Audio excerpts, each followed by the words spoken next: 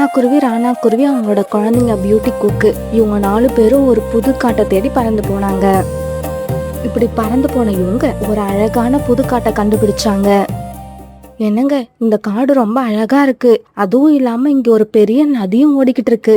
அதனால நாம இந்த காட்டுலயே நாம தங்கறதுக்காக ஒரு வீடை கட்டிக்கலாம். சோனா, நீ சொன்னா நான் என்ன மறுப்பா சொல்ல போறேன்? வா, அங்கேயே போவோம். பிறகு இவங்க 4 பேரும் அந்த காட்டுல இருந்த நதிக்கரை ஓரமா போய் உட்கார்ந்தாங்க. பிறகு பக்கத்துல உட்கார்ந்திருந்த காங்கள் கிட்ட ராணா இப்படி பேச ஆரம்பிச்சது. காகங்களே, நாங்க தூரமா உள்ள காட்டுல இருந்து இங்க புதுசா வந்திருக்கோம். என்னோட குழந்தைங்க 2 பேரும் ரொம்பவும் சின்ன குழந்தைங்க. நாங்களும் எங்களோட குழந்தைங்களும் எந்த மரத்துல கூடு கட்டினா பாதுகாப்பா இருக்க முடியும்னு உங்களால சொல்ல முடியுமா? காங்கள் 2 பேரும் எப்பவுமே அடுத்தவங்களுக்கு தொல்லை கொடுத்து அதுல சந்தோஷத்தை அனுபவிக்கிற குணம் உள்ளவங்க. இவங்களோட மூளை எப்பவுமே குறுக்கு வழிய பத்தியே யோசிச்சுக்கிட்டு இருக்கும். குருவி சகோதரி, அதோ எதிரில் இருக்கிற ஒரு பெரிய வேப்ப மரம் இப்ப காலியா தான் இருக்கு. அது நல்ல வலிமையான மரம். அதுவும் இல்லாம அதோட மரக்கிளைகள் நல்ல அடர்த்தியா இருக்கும். நீங்க அந்த மரத்துல வீடு கட்டினா உங்களோட குழந்தைங்க ரொம்ப பாதுகாப்பா இருப்பாங்க. காகா அண்ணா, எங்களுக்கு இந்த ஆலோசனை சொன்னதுக்கு உங்களுக்கு ரொம்ப நன்றி.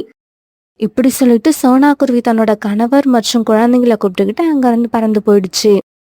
அவங்க அந்த இடத்த விட்டு போனதுக்கு அப்புறம் காலுக்காகவும் கோரிக்காகவும் வயிறு வலிக்க சிரிச்சாங்க. காலுஜி, நாம சொன்னதை உண்மைன்னு நினைச்சுக்கிட்டு அந்த குருவிகள் எல்லாம் அந்த மரத்துல வீடு கட்ட போயிருக்கு. கோரி, நாம மத்த பறவைகளை ஏமாத்தி ரொம்ப நாள் ஆகுது. இன்னைக்கு தான் இவங்க வழிய வந்து நம்ம கிட்ட மாட்டிக்கிட்டாங்க. காலுஜி, அந்த மரத்துல போய் வீடு கட்டினதுக்கு அப்புறம் உடம்பெல்லாம் அரிக்கிறப்பதான் நாம யாருன்னு அந்த குருவிகள் தெரிஞ்சுப்பாங்க.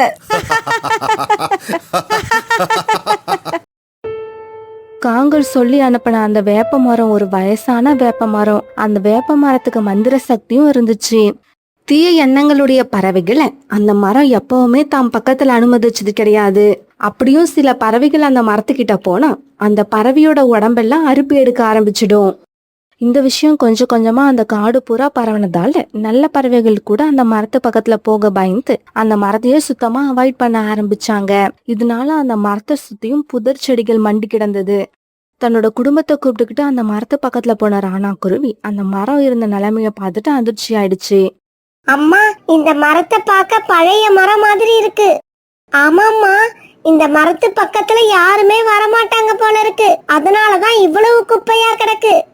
அதனால பரவாயில்ல குழந்தைங்களா, நாம தான் இப்ப இங்க வந்துட்டோம்ல, இதுக்கப்புறம் இந்த மரத்தை நாம தான் சுத்தமா வச்சுக்கணும். அம்மா, இந்த மரத்தை சுத்தம் பண்றதுல நாங்களும் உங்களுக்கு உதவி பண்றோம். பிறகு ராணா, சோனா, அவங்களோட குழந்தைங்க இவங்க எல்லாரும் சேர்ந்து அந்த மரத்தை சுத்தி இருந்த புதர் செடிகளை எல்லாம் பிடுங்கி தூர விட்டு எறிஞ்சாங்க.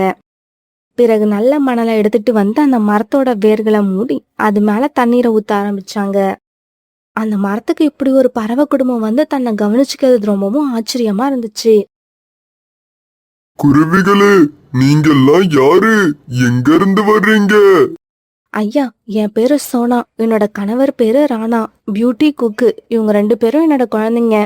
சோனா, இந்த காட்டுல உள்ள பறவைகள் எல்லாம் என் பக்கத்துல வர்றதே கிடையாது.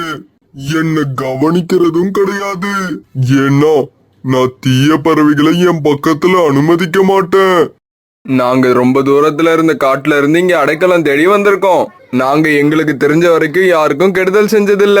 இந்த மரத்துல நாங்க கூடு கட்டிக்கலாமா? நீங்க தாராளமா இந்த மரத்துல வீடு கட்டிக்கலாம். ஆனா வீடு கட்டினதுக்கு அப்புறம் என்ன மறந்துடக்கூடாது. இதே மாதிரி தினமும் எனக்கு தண்ணி ஊத்தணும். மரம் அண்ணா, நாங்க உங்களோட வேர்களுக்கு தினமும் தண்ணீர் ஊத்துவோம். இந்த மரத்தை சுத்தி உள்ள இடங்களை சுத்தமா வச்சுப்போம். மரம் அங்கிள், எங்க அம்மா கூட சேர்ந்து நாங்களும் உங்களுக்கு தண்ணி ஊத்துவோம். இந்த இடத்த சுத்தமா வச்சுக்கிறதுல உதவி பண்ணுவோம். இவங்க பேசினதையெல்லாம் கேட்ட அந்த மரம் ரொம்பவும் சந்தோஷமாயிடுச்சு. உடனே அந்த மரம் தங்களோட மந்திர சக்தியை பயன்படுத்தி தன்னுடைய மரக்கிளைகள்ல ஒரு அழகான வீட்டை உண்டாக்குச்சு. ராணா, சோனா, இந்த மாதிரி வீட்டை நான் உங்களுக்காக தான் உருவாக்குனேன். நீங்க தாராளமா உங்க குழந்தைங்களை அழைச்சுக்கிட்டு போய் அந்த வீட்டுல தங்கலாம். உங்களுக்கு என்னால எந்த விதமான தொல்லையும் இருக்காது. பிறகு இவங்க எல்லாரும் அந்த மந்திர வீட்டுக்குள்ள போய் வாழ ஆரம்பிச்சாங்க. சோனா குருவி காலையில தினமும் ஏந்திரிச்சதும் நதியில இருந்து தண்ணீர் எடுத்துட்டு வந்து அந்த மரத்தோட வேர்களுக்கு ஊத்தி அந்த மரத்தை கவனமா பாத்துக்குச்சு. பிறகு கொஞ்சம் கொஞ்சமா சோனா குருவிக்கு அந்த காட்டுல உள்ள பறவைகள் எல்லாம் நண்பர்களா மாற ஆரம்பிச்சாங்க. இப்படியே சில நாட்கள் ஓடுச்சு. ஒரு நாள் சோனா குருவி இனிப்பு வாங்கறதுக்காக சாகர்புராவோட கடைக்கு போனப்ப ரீட்டா கிளி அங்க உட்கார்ந்திருந்தது. சகோதரி, நீ இந்த காட்டுக்கு வந்து 1 மாசத்துக்கு மேல ஆயிடுச்சு. உனக்கு இந்த காடு பிடிச்சிருக்கா? உன்னோட கணவர் குழந்தைங்க எல்லாம் எப்படி இருக்காங்க? ஆமா, இந்த காடு எனக்கு ரொம்ப பிடிச்சிருக்கு. எனக்கு மட்டும் இல்ல, என்னோட கணவர், என்னோட குழந்தைங்க இப்படி எல்லாருக்குமே இந்த காடு ரொம்ப பிடிச்சிருக்கு. ஒரு நாள் நீங்க எங்க வீட்டுக்கு வாங்கல. நானே உங்க வீட்டுக்கு வரணும்னு தான் நினைச்சுக்கிட்டு இருந்தேன். உங்க வீடு எங்க இருக்குன்னு சொல்லுங்க. இன்னும் கொஞ்சம் தூரம் போனா ஒரு பெரிய வேப்ப மரம் இருக்குல்ல, அந்த வேப்ப மரத்துல தான் என்னோட வீடு இருக்கு. என்னது, அந்த பழைய வேப்ப மரத்துலயா உங்க வீடு இருக்கு? ஆமா, அந்த மரத்துல தான் இருக்கேன். அந்த வேப்ப மரத்தை சுத்தி இருந்த புதற்காட்டை எல்லாம் அழிச்சிட்டோம். இப்ப இந்த வேப்ப மரம் பாக்குறதுக்கு பளிச்சுன்னு ரொம்ப அழகா இருக்கு. சோனா, நீ சொல்றத என்னால நம்பவே முடியல. அந்த வேப்ப மரம் ஒரு பேய் மரம். அந்த மரத்து பக்கத்துல யார் போனாலும் அவங்க உடம்புல அரிப்பு வந்துரும். உடனே போய் நதியில விழுந்து 1 மணி நேரம் ஊர்னாதான் அந்த அரிப்பு போகும். இல்ல, நீங்க இந்த மரத்தை பார்த்து பயப்பட தேவையில்லை. என் கூட வாங்க, நான் அழைச்சிட்டு போறேன். இல்ல சோனா, நான் வரமாட்டேன். அந்த வேப்ப மரத்து பக்கம் நான் தலை வச்சு கூட படுக்க மாட்டேன்.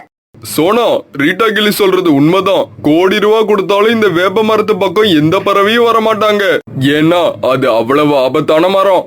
நீங்க சொல்றதை என்னால நம்ப முடியல. அந்த மரம் ரொம்பவும் நல்ல மரம்.